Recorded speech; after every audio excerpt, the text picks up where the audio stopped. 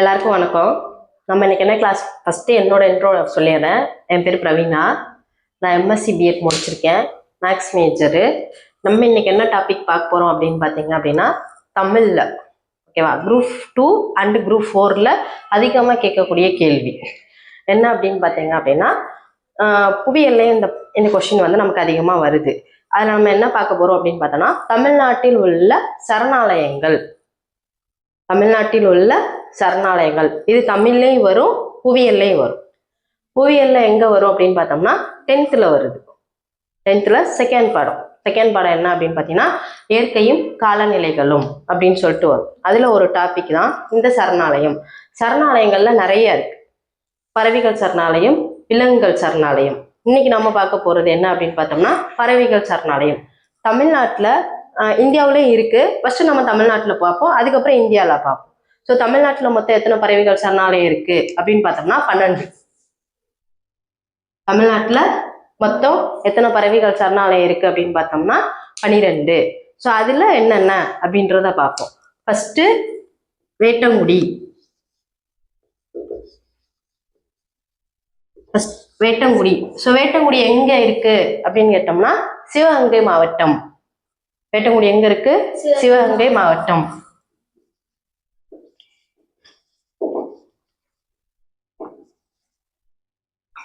ஒவ்வொன்றுக்கும் ஒவ்வொன்று கேட்கணும். வேட்டங்குடியில சிவகங்கை டிஸ்ட்ரிக்ட். கேள்வி எப்படி வரும் அப்படின்னு பார்த்தீங்கன்னா சிவகங்கை மாவட்டத்தில் உள்ள பறவைகளின் சரணாலயத்தோட பெயர் என்ன அப்படின்னு கேட்பாங்க.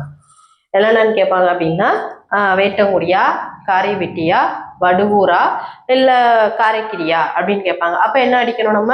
வேட்டங்குடி. இன்னொரு கொஸ்டின் எப்படின்னு கேட்பாங்கன்னா தஞ்சாவூர் மாவட்டத்தில் உள்ள பறவைகள் சரணாலயத்தோட பேர் என்னன்னு கேட்பாங்க. ஸோ மொத்தம் எத்தனை இருக்கு? 12. அதுல ஃபர்ஸ்ட் ஒண்ணு என்னது? வேட்டங்குடி. ரெண்டாவது பழவேற்காடு. பழவேற்காடு.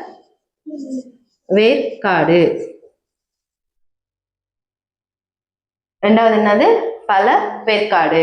ஓகேவா? பழவேற்காடு எங்க இருக்கு அப்படின்னு பார்த்தோம்னா திருவள்ளூர்.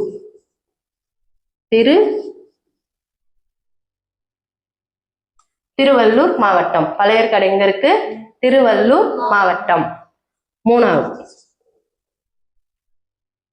காரைக்கிரி.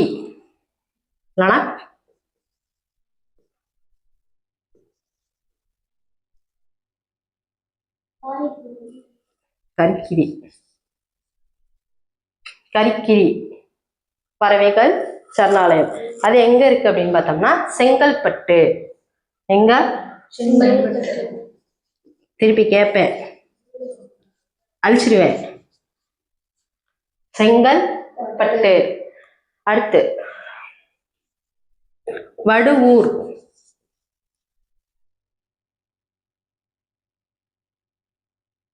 தஞ்சாவூர். இதெல்லாம் ஈஸியா ரைமிங்கா இருக்கும். வடுவூர், தஞ்சாவூர். ஓகேவா?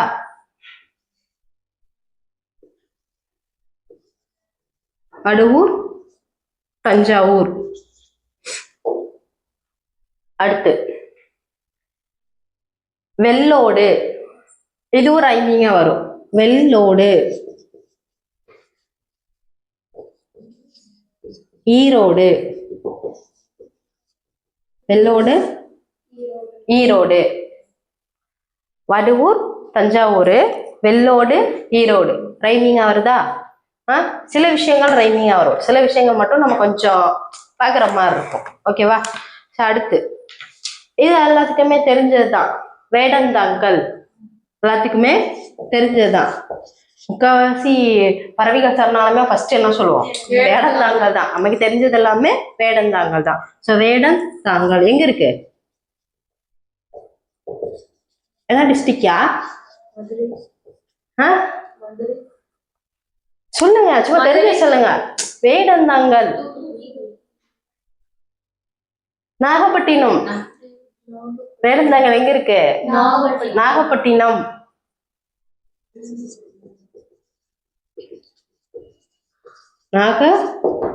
வேடந்தாங்கல் எங்க இருக்கு? நாகப்பட்டினம்.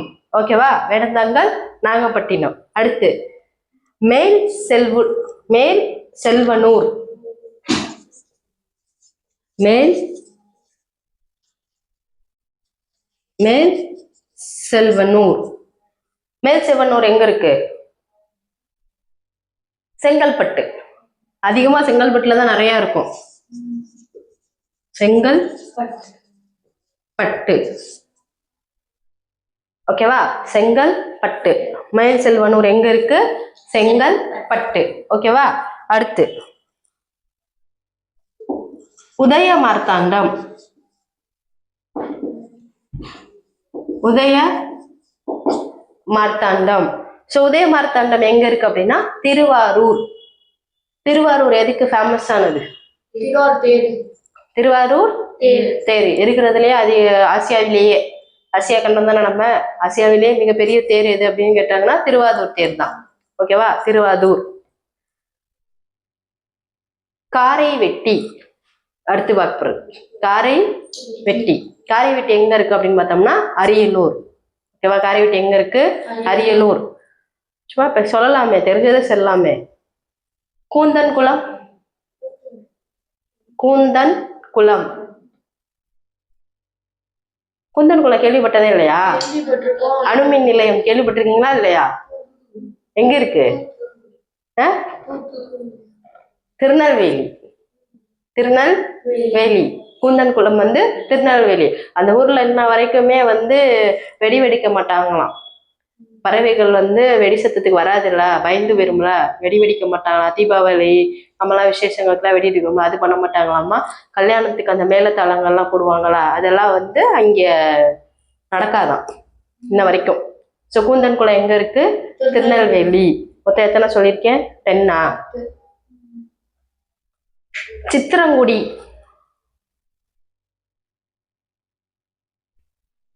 ராமநாதபுரம். சித்திரங்குடி ராமநாதபுரம். காஞ்சிரங்குளம்